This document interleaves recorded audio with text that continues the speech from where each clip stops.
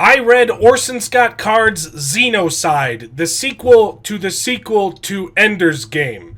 And oh boy, oh boy, I really liked it.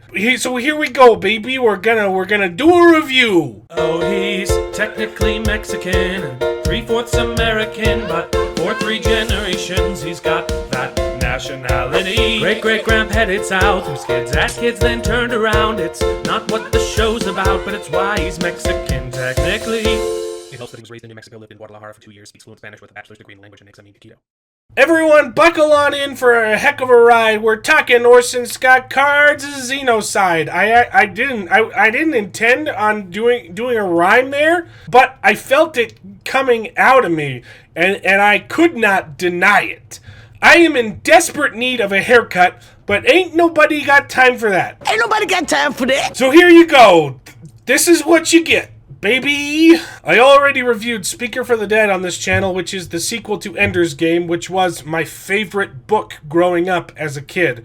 I read Ender's Game a lot the first time I was still in grade school. Anyways, but I never got around to reading the sequels until now. I am 33 years of age. 1 score plus 13, baby. I think that's how scores work. It's 20 years, right? I'm not gonna Google it. The point of the story is I put off reading the sequels for a long time because I just kept rereading Ender's Game. But when I finally picked up Speaker for the Dead, I grown so much as a person that it really spoke to me, because the later books are about when Ender is older and he's a family man now. I really am connecting with the story that's being told. In my review, I said that Speaker for the Dead made Ender's Game look like garbage. And coincidentally, Xenocide makes Speaker for the Dead look like a big flaming bag of turd.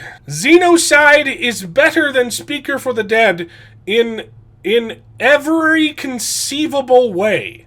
I was not expecting it. Speaker for the Dead kind of messed me up in that I was not prepared for the theological journey I was about to embark upon. But if Speaker for the Dead messed me up, Xenocide broke me in half.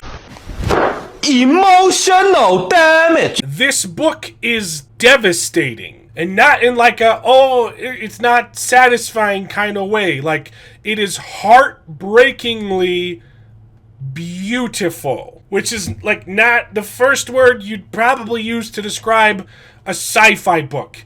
It's a direct sequel to Speaker for the Dead. It picks up exactly where that book left off, which did leave a significant number of plot dangly threads flapping loose in the breeze. Xenocide picks up those threads and says, "Hey, I'm gonna quilt a frickin' masterpiece. This book is wonderful and speaks to the human condition, and again plays on the themes of the previous book of overcoming cultural biases and racism, but with aliens. It is so wonderful, and it specifically tackles like the dangers of groupthink and mob rule. This book completely explains how regular, everyday people can be driven to doing insanely inhumane things when they are scared and given nowhere else to go. This book, like the last one,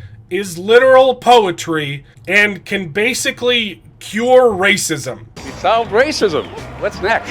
Let's do something for little people. Ooh. It's so good. Also, the sci-fi concepts in the book are flippin' dope.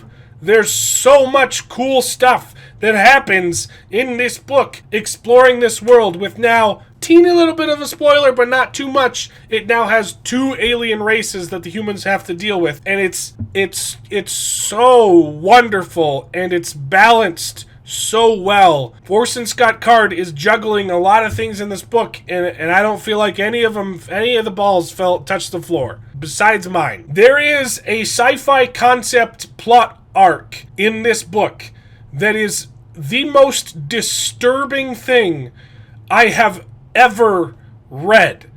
It is so creepy. Like, I'm literally getting shivers right now just thinking about how messed up it is. But the twist was so good that you're like, oh, I feel like a dum-dum for not knowing that's what it was. Because it's obvious, but you don't see it coming. And it makes perfect sense when it's revealed. And it is not what I was expecting. In that same arc, it really brings the series like full circle with the original Ender's Game and Ender's Shadow series. There were aspects of those books that I'd forgotten about because they don't really come up again until, surprise, surprise, they come up again in this book and you're like, oh yeah, I forgot that the world is messed up. Yeah, I hear that, bro.